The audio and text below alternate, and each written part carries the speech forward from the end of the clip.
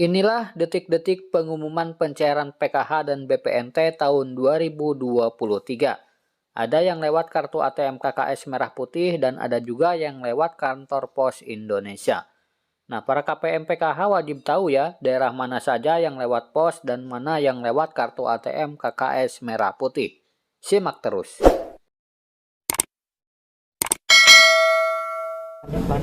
Mohon izin Pak, tadi bilang katanya ada dana mengendap di Himbar, itu totalnya berapa kalau boleh tahu? Dan tadi Ibu bilang kalau untuk PT Pos itu kan efektif tapi bayar. Menurut Ibu untuk mengendap itu dengan PT Pos itu beda jauh atau enggak gitu Bu? Jadi lebih efektif yang mana?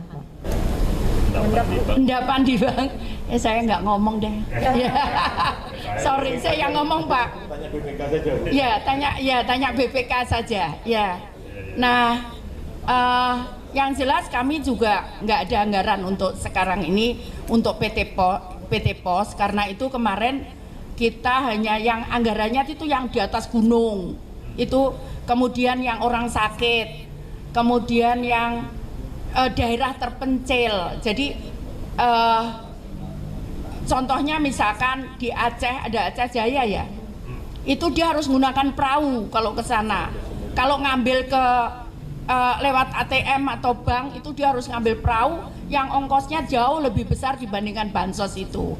Nah itu sekarang kita gunakan PT Pos kalau yang seperti itu.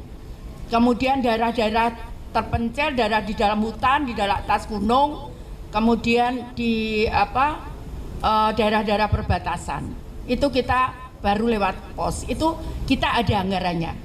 Tapi kalau untuk yang lain nggak ada, kami nggak ada anggarannya. Seperti itu. Terus apa lagi? Yang PBI itu belum. Jadi kita lagi sedang proses. Kita juga minta daerah untuk data karena ada yang kemudian kita, seperti kalau teman-teman tahu, kita waktu hari disabilitas kita melakukan perekaman untuk orang-orang yang orang dengan gangguan jiwa gitu ya. Itu kita lakukan perekaman. Nah, ada yang memang kita bisa cari datanya. Nah, itu baru kita masukkan. Saya sampaikan, oke, nanti progresnya seberapa, nggak apa-apa, yang penting dimasukkan. Karena saya sampaikan kenapa begitu? Karena kita supaya orang yang tidak mampu itu bisa membawa tadi orang yang keluarganya yang ada ODGJ-nya, dia bisa tidak membayar kalau datang ke puskesmas atau ke rumah sakit karena tadi kalau ini dibiarkan bisa membunuh, bisa ini berbahaya untuk orang lain. Jadi karena itu kenapa kemudian ya ini progresnya berjalan terus begitu. Baik, ada lagi? Yang AHU dulu sebentar. AHU. Jadi yang AHU ini memang itu kenapa di Stranas ada namanya utilisasi NIK, karena kayak DTKS lah misalnya. Kalau kita cross NIK yang ada di DTKS dengan di BKN, itu kan daftar pegawai negeri semua kan. Kalau dia ada, udah pasti dibuang sama DTKS, karena ini orang nggak miskin, dia pegawai negeri gitu ya, atau TNI Polri kan di BKN. Basis crossingnya, pemadanannya itu basisnya NIK. Kalau kita bawa dia ke Samsat, ternyata dia punya mobil, pasti dibuang sama DTKS, berarti dia punya mobil. Nah, ini kita bilang utilisasi NIK jadi penting karena kemanapun pemastian ini bisa lebih gampang kalau ada NIK. Nah, DTKS ini harusnya jadi data buat yang kalau NIK-nya cerita orang miskin. Nah, waktu ke aku itu kan pendaftaran perusahaan, rupanya yang pinjem KTP segala macam di oke. Sekarang kecemplung lah di AHU nama-nama yang kalau di DTKS ada.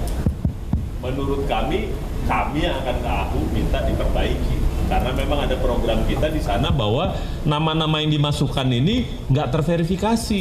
Jadi kalau ada kenapa-napa perusahaannya tanggung jawabnya dikejar, ini orang ternyata hanya orang yang bukan menjalankan perusahaan. Itu jadi ke AHU ya, jangan di sini gitu. Kalau di sini sih selama dia miskin ya sudah gitu kan.